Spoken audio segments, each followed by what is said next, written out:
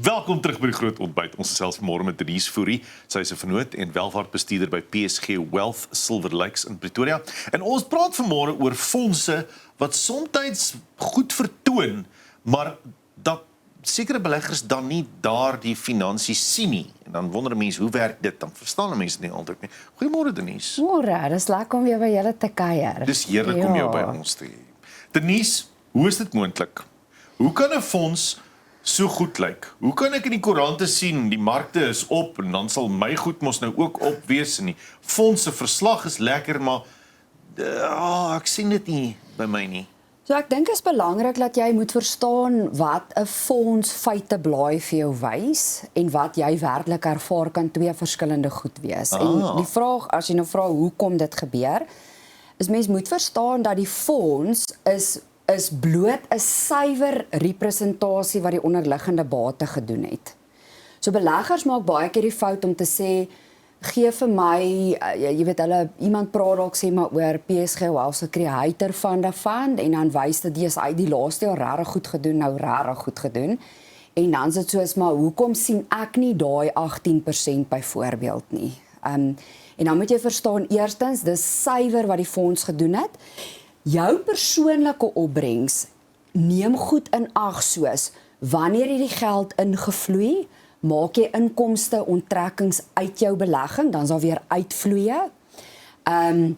Dit neem al jou kontantvloeie in ag, wat fisies in jou belegging gebeur het en wat jy ook moet besef is, jy is baie keer nie net in een fonds belê nie, jy is in 'n kombinasie van fondse belê.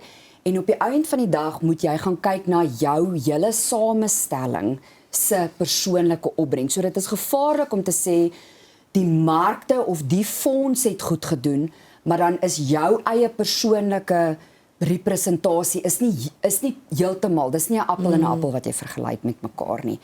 En dit kom dan nou terug na jy moet gaan kyk na watter tipe belegger jy is, want as ek nou gesê het, jou eie prestasie word baie keer beïnvloed deur goed wat jy doen, dan moet jy gaan kyk, wat is daai goed wat jy doen, wat jou opbrengs kan beïnvloed op die ou end van die dag. Nou, as jy praat van verskillende tipe beleggers, waarna verwys jy? Okay, so dit gaan maar op die eind oor gedragspatrone, nê? So baie keer is ons werk baie meer van 'n sielkundige aspek eerder as om geld te bestuur. Dit gaan vir 80% van dit gaan oor om iemand se gedrag te bestuur. So jy kry basies 5 tipe beleggers. Die eerste een is 'n paniekbelegger. So hy raak baie gou angstig en in die proses klim hy in die slegste moontlike tyd as die mark op sy laagste is. Hy sien hier kom moeilikheid, nou haal sy geld uit die mark uit. Die probleem daar is, hy's baie keer ook nie in as die herstel plaasvind nie. So dis die eerste fout. Dan kry jy die opbrengsjagter, hy's nogal lief om na fondsfeiteblaaie te kyk en te sê ek wil die in die beste ding wees. Wat hy nie besef nie is dis historiese opbrengs en is nie noodwendig wat hy in die toekoms gaan kry nie. En dan kry jy die ou wat uitstel, wat tipies vir jou sê, ek wag net vir die regte tyd en ek weet ek moet belê, maar ek weet ek wil tydsberekening reg kry en daai ou verloor jare se groei. Dan kry jy die oorversigtige belegger, hy voel veiliger in kontant, eerder hy sê kontant is net vir my veiliger, ek gaan eerder maar net veilig hier sit. En dan kry jy nou die gedissiplineerde belegger wat ons almal nou wil hê, ons almal soek daai tipe ou wat die langtermynplan verstaan. Dis nie noodwendig te sê dat daai 5de ou nie paniekerig raak nie. Die vraag is wat doen hy as hy paniekerig raak? Die reaksie daarop. Yes, dis eintlik maar die belangrike ding. So jy kan ook 'n kombinasie van hier, jy kan 'n amper 'n domino effek kry van 'n ou raak paniekerig en dan sit hy te lank op die kantlyn en jy kry 'n kombinasie van dit en dit is 'n resep dat jy baie opbrengs kan uitwis oor tyd. Ek dink maar net jy moet verstaan dat mense se reaksies verskil en dit kan 'n verskil op jou opbrengs hê en hoe geld vloei het 'n baie belangrike impak oor wat jou opbrengs op die ou end van die dag is. Twee mense wat in dieselfde fonds belê, wat nie altyd dieselfde opbrengs het nie. Hoe verduidelik jy dit vir mense? Okay, so ek het nou gepraat van die fondsopbrengs en ek het gepraat van jou persoonlike beleggingsopbrengs. Nou hier het ek dit probeer prakties verduidelik. Aan die linkerkant is 'n fonds En dis is baie belangrik dat jy oor dieselfde tydperk moet meet. So hierdie fonds het ek nou gemeet van Maart 2022 af. Daar het ek 2 beleggers, presies dieselfde tydperk van Maart 22 wat in hierdie fonds was. Hierdie sedert aanvangs is die fonds se opbrengs. Die blou lyn. Die boonste belegger is in die fonds, hy's in 'n bewaringsfonds, so hy kan nie bydra nie. Met ander woorde, hy het ingegaan en hy het bloot net hierdie rit uitgery. Hy het nie paniekerig geraak in 2020 nie. Hy het nie paniekerig geraak met die oliekrisis nie. Hy het net aanhou hierdie rit. Jy kan sien, daar was tye wat dit moeilik gegaan het, nê? En sy opbrengs is min of meer dieselfde soos die fonds se opbrengs. So dit is realisties bewys. Die tweede belegger dra maandeliks by. En jy kan ook sien hier in Desember 2022 het ons sy fondse gekonsolideer. Hy het 2 of 3 aftreeanniteite gehad, so daar was 'n groot opgewees. So ons het goed bymekaar gesit, groot invloed wat plaasgevind het. Hy het in die goeie en in die slegte tyd hy aanhou belê. En sy opbrengs is omtrent 3% beter as wat die fonds se opbrengs was, want hy het daai compounding effek addisioneel bygekry. Ja.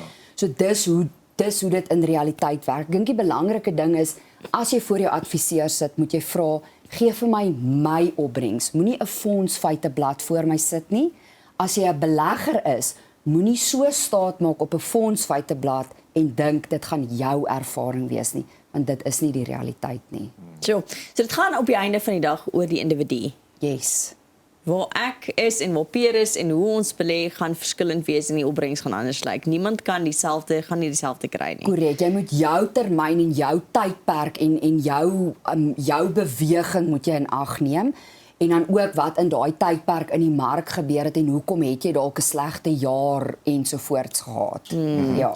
Nou as mense kyk na hulle staat, jy weet die state van die fonds se feiteblaaie lees, wat is die grootste foute wat hulle maak? Ek dink ek het dit vroeër gesê, vergelyk nie 'n appel met 'n appel nie. Dit is eintlik maar en dit raak nou baie tegnies. Mens wil eintlik verhoed om so met 'n kliënt te raak.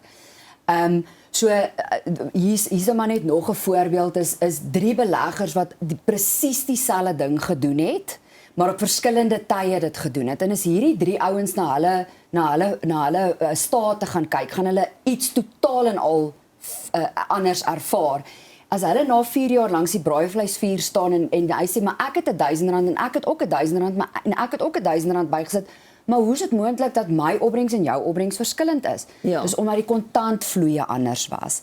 En uit hierdie prentjie kan ek vir jou nou sê wat het hier gebeur. Belegger 1 is daai konstante ou, hy volg die plan, hy weet wat hy moet doen, hy doen dit ongeag, hy kyk nie elke keer na sy staat nie. Belegger 2 is ook 'n lekker ou om mee te werk, want hy sit in en hy commit, en hy raak nie angstig nie. Belegger 3 is partykeer die probleemkind in ons situasie, want jy kan duidelik sien wat hy gedoen het. Hy het R100 belê en hy wou net eintlik gekyk het hoe gaan dit werk en alles. Toe is daar 'n uitermate goeie jaar in jaar 2, 11%. Ja. En toe gaan hy presies die jaar daarna en sit R900 in en toe het ons 'n slegte jaar in daai jaar en hy het die slegste opbrengs van al 3 gekry. So dit gaan oor dat jy nie terugwerkend moet kyk nie. As jy na jou state kyk, is dit verskriklik belangrik dat jy perspektief moet kry. Ek maak altyd die vergelyking om te sê, jy gaan nie vir Gerda wat die Comrades hardloop vergelyk met 'n 100 meter atleet nie. Want in die tyd wat sy oor die 100 meter is die 100 meter atleet ver oor die lyn al, maar sy weet sy moet nog 99 km hardloop en die 100 meter atleet gaan dit nooit kan doen nie.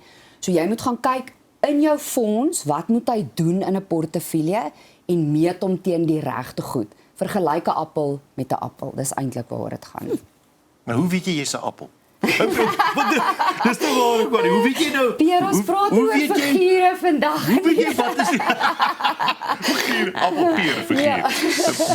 Hoe weet 'n mens watter tipe belegger jy is en watter opbrengs vir jou sal werk en wat jy kan verwag? Ek dink jy moet regtig eerlik met jouself raak en sê jy moet met jou adviseur in gesprek hê om te sê, weet jy wat, ek is geneig om paniekerig te raak. Sal jy my daarmee help dat as ek jou bel en sê wat gaan aan en ek is bekommerd en ek sien my waarde van my belegging is af, jy weet, help my. Dis amper maar soos iemand wat dalk aan iets verslaaf is ook, jy weet op die eind van die dag om te kan herken en te sien, te identifiseer, dis hoe ek gaan reageer. Ja. Weet hoe jy gaan reageer. Ken jouself. Presies. As ons hoor dit baie ou sê, Jesus, ek's 40 en ek het hierdie geld in die bank en ek weet ek moes al 10 jaar terug in die mark gewees het. Maak jy besluit om in die mark te gaan, vertrou jou adviseur. Dis hier waar ek nogal baie groot onus op die adviseur wil sit en sê die rol wat ons te speel het, want jy moet as jou kliënt nou toe kom in paniekerig raak, moet jy kan sê, jy weet, raak rustig, ons is op die regte plekke belê en ek dink wat verskriklik belangrik is jy as kliënt moet baie seker wees dat jou adviseur 'n proses volg. Ek sê altyd 'n plan, 'n proses, hersien en herhaal. Dis belangrik, ja. Ja, so jy moet seker wees dat jou adviseur dit reg doen, dat jou plan en proses reg is. En as jy daarvan seker is, dan moet jy eintlik rustig raak. So ons werk is, hou jou rustig en kyk na 'n kliënt se opbrengs in konteks van die groter plan. Hou jou rustig. Dis wat ek wil hoor. Hou my net rustig. Baie dankie Denise dat jy ons kom rustig hou het vanmôre. Ek hoop jy is rustiger nou. Ja, rustiger. Ja. Dis Denise Fourie, natuurlik vernoot welvaartbestuurder by PSG Wealth Silver Lakes. As jy enigsins rustiger wil raak of rustigheid soek, kan jy maklik vir Denise kontak. Vir meer inligting stuur jy e-pos na denise.f, dis natuurlik haar van Fourie, denise.f by psg.co.za vir meer inligting oor hoe sy jou rustiger kan maak. Dankie vir jou moeite. Dankie vir julle. Nou maar lekker, ons is nou weer terug. En dan is dit tyd vir die nuus.